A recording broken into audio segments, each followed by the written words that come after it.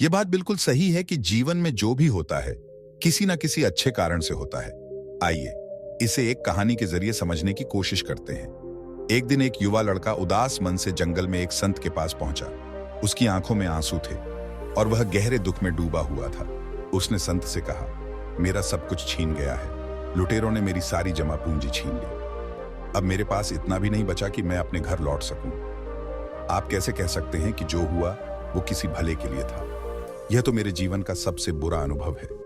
संत मुस्कुराए और बोले, मैं तुम्हें एक छोटी सी कहानी सुनाकर इसका उत्तर दूंगा। नमस्कार दोस्तों, एक बार फिर से आप सभी का तहे दिल से स्वागत है। आज की कहानी को ध्यान से सुनिए, क्योंकि इसमें वह ताकत है जो आपकी जिंदगी की सोच को पूरी तरह बदल सकती है। महात्मा ने उस युवक की ओर देखा और बोले, मैं तुम्हें एक कहानी सुनाता हूं। बहुत समय पहले की बात है। एक गांव में भीषण बाढ़ आ गई। पानी इतना तेज था कि गांव का सब कुछ बह गया। उसी गांव में एक गरीब किसान अपने परिवार के साथ रहता था। उनके पास पहले ही बहुत कम था और अब तो खाने तक को कुछ नहीं बचा था। किसान का बेटा फिर भी शांत था। उसने कहा, कोई बात नहीं पिताजी, जो हुआ वो शायद किसी अच्छे के लिए हुआ। किसान को यह सुनकर बहुत गुस्सा आया। उसने चिल्लाकर कहा, तू कैसी बेवकूफी की बातें कर रहा है? हमारा सब कुछ चला गया और तू कह रहा है अच्छा हुआ। अब तो खाने को अनाज भी नहीं बचा और सिर छुपाने को घर भी नहीं। फिर वह बेटे से बोला, तू यहां से चला जा, अब तू इस घर में रहने लायक नहीं है। लड़का रोते हुए वहां से चला गया। शाम हो गई पर वह घर नहीं लौटा। किसान को पछतावा होने लगा कि उसने गुस्से में कुछ ज्यादा ही कह दिया, लेकिन अब कुछ कर भी नहीं सकता था। उसी समय अचानक एक नाव आई और गांव के बचे हुए लोगों को सुरक्षित स्थान पर ले जाया गया। किसान की पत्नी बोली, देखिए आखिरकार हम बचा लिए गए, शायद आपका बेटा सही कह रहा था।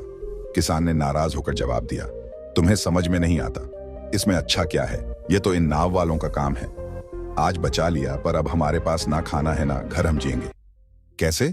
पत्नी ने शांत स्वर में कहा, पैसे नहीं है ये ठीक है, लेकिन आप इतने परेशान क्यों हैं? किसान बोला, असल परेशानी यह है कि उस घर में एक पोटली थी जिसमें मैंने एक बेहद कीमती चीज छुपा कर रखी थी और वह भी बाढ़ में बह गई। अब तो सच में कुछ भी नहीं बचा। पत्नी ने उसकी तरफ देखा और कहा, आखिर उस पोटली में ऐसा क्या था? किसान ने गहरी सांस ली और कहा, अब जब वो रही ही नहीं तो बताने का क्या मतलब? समय बीतता गया। किसान ने जैसे तैसे लोगों से मदद मांगकर अपना और अपने परिवार का गुजारा करना शुरू किया, मगर यह कब तक चलता? उस साल खेत में भी फसल ठीक से नहीं हुई थी। किसान अब बेहद परेशान रहने लगा। उसे समझ नहीं आ रहा था कि आगे क्या किया जाए। एक शाम वह अपनी पत्नी के साथ बैठा था, चिंताओं में डूबा हुआ। तभी उसकी पत्नी ने समझाते हुए कहा, चिंता करने से कुछ नहीं बदलेगा। क्यों ना आप शहर जाकर कोई काम ढूंढे, कुछ ना कुछ रोजी रोटी का जुगाड़ तो हो ही जाएगा। पत्नी ने हौसले से कहा, आप परेशान मत होइए, मैं भी आसपास के घरों में काम कर लूंगी। कुछ ना कुछ कमाई तो होगी ही, उसी से हमारा गुजारा हो जाएगा। अगले दिन किसान शहर की ओर निकल पड़ा। किसी भी काम की तलाश में उसने हर गली हर मोड़ पर कोशिश की, लेकिन कहीं भी उसे कोई काम नहीं मिला। धीरे धीरे उसका मन चिंता और निराशा से भरता गया। वह सोचने लगा, कैसे गुजारा होगा? अपने परिवार का पालन पोषण कैसे करूंगा? बाढ़ के बाद उसने बड़ी मुश्किल से घास फूस जोड़कर एक छोटा सा झोपड़ा बनाया था, और अब जब फसलें भी ठीक नहीं हुई थीं, तो वह और भी उदास रहने लगा। एक दिन वह अपने सूखे खेतों को देख रहा था और सोच रहा था, मेरा बेटा भी मुझे छोड़कर चला गया। मैं तो अब हर तरह से अकेला हो गया हूं, और ऊपर से वह कहता है, जो हुआ अच्छा हुआ। ये कैसे अच्छा हो सकता है? पत्नी ने फिर से उसे समझाया, आप यूं ही बैठकर चिंता में मत डूबिए, कोशिश करते रहिए, काम कहीं ना कहीं जरूर मिलेगा। रोने से अच्छा है कुछ प्रयास करते रहना, क्या पता किस मोड़ पर कोई अवसर मिल जाए। किसान को पत्नी की बात सही लगी। अगले दिन वह फिर काम की तलाश में निकल पड़ा, लेकिन इस बार भी उसे कोई काम नहीं मिला।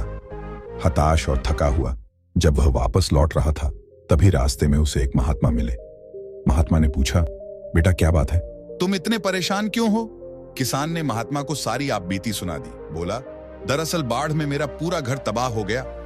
खाने को अनाज नहीं बचा और रहने को भी कुछ नहीं।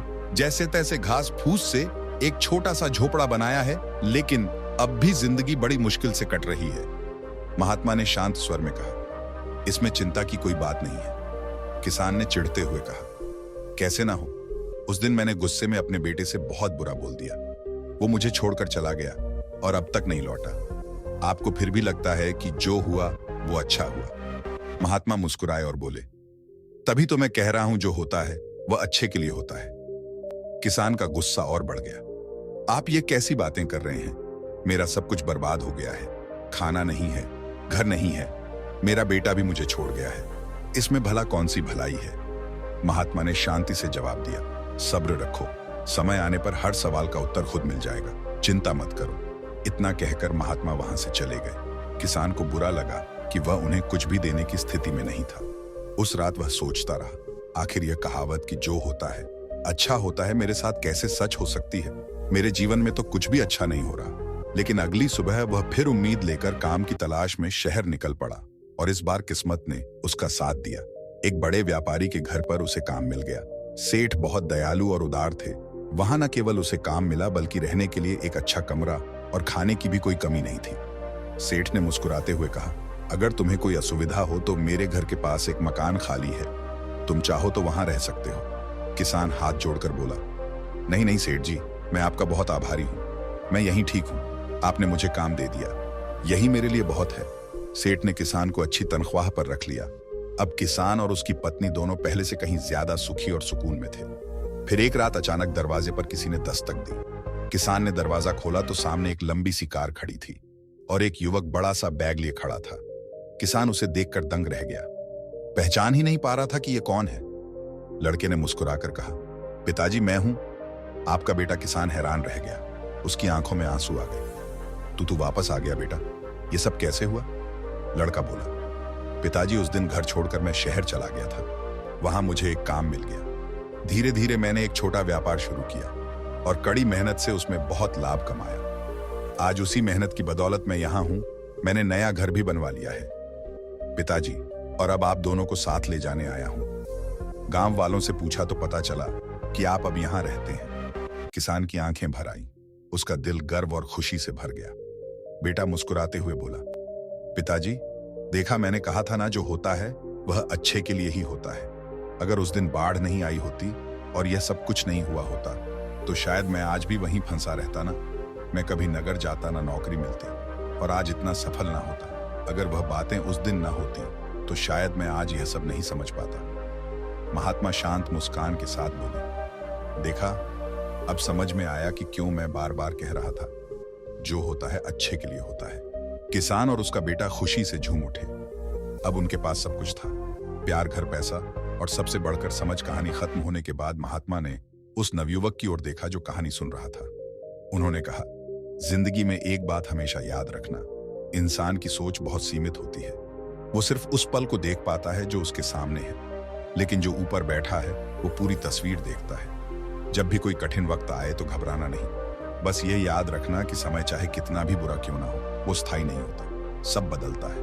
और अगर तुम्हारा दिल साफ है और इरादे नेक हैं तो हर बुरा वक्त किसी ना किसी अच्छे मोड़ की शुरुआत बन जाता है। इसलिए बुरे वक्त से डरने की नहीं, लड़ने की आदत डालो, क्योंकि जीत हमेशा उसी की होती है जो अंत तक डटा रहता है। और याद रखना, बुरे वक्त में ऐसा कोई भी कदम मत उठाना जिसकी वजह से तुम्हें जीवन भर पछताना पड़े। समय चाहे जैसा भी हो, हर घटना का जवाब समय आने पर मिल ही जाता है। जब इंसान का वक्त बुरा होता है तो उसकी बुद्धि भी काम करना बंद कर देती है, लेकिन जैसे ही समय बदलता है सोच भी साफ होने लगती है। तभी वह नवयुवक बोला, महात्मा जी आपकी बात तो सही है, लेकिन मेरा तो सब कुछ चोरी हो गया। अब इसमें अच्छा क्या है? मैं खाली हाथ घर कैसे जाऊं? महात्मा मुस्कुराए और बोले, दरअसल कुछ दिन पहले मुझे जंगल में एक चीज मिली थी, लो ये पत्थर ले लो। महात्मा ने उसे एक चमकदार पत्थर दिया और कहा, यह मेरे किसी काम का नहीं है, लेकिन तुम इसे नगर में बेच सकते हो, शायद यह तुम्हारे बिगड़े वक्त को बदल दे। लड़का मुस्कुराया और बोला, अब समझ आया, अगर मेरा सामान चोरी नहीं होता तो मैं महात्मा जी से कभी नहीं मिलता, और अगर उनसे ना मिलता तो यह पारस पत्थर मुझे कभी नहीं मिलता। दरअसल वो साधारण दिखने वाला पत्थर पारस पत्थर था, जो भी लोहा उससे छूता सोने में बदल जाता। अब वह लड़का भी मालामाल हो गया था। तो दोस्तों, इस कहानी से आपने क्या सीखा? यह हमें सिखाती है कि हर बुरा समय एक अच्छे मोड़ की शुरुआत हो सकता है। बस हमें धैर्य रखना होता है और भरोसा नहीं खोना चाहिए। अगर आपको यह वीडियो पसंद आया हो तो इसे उन लोगों के साथ जरूर शेयर करें जिन्हें इस कहानी को सुनने की सबसे ज्यादा जरूरत है। और हाँ, चैनल को जरूर सब्सक्राइब करें ताकि ऐसे ही और प्रेरणादायक कहानियां आप तक पहुंचती रहे। धन्यवाद।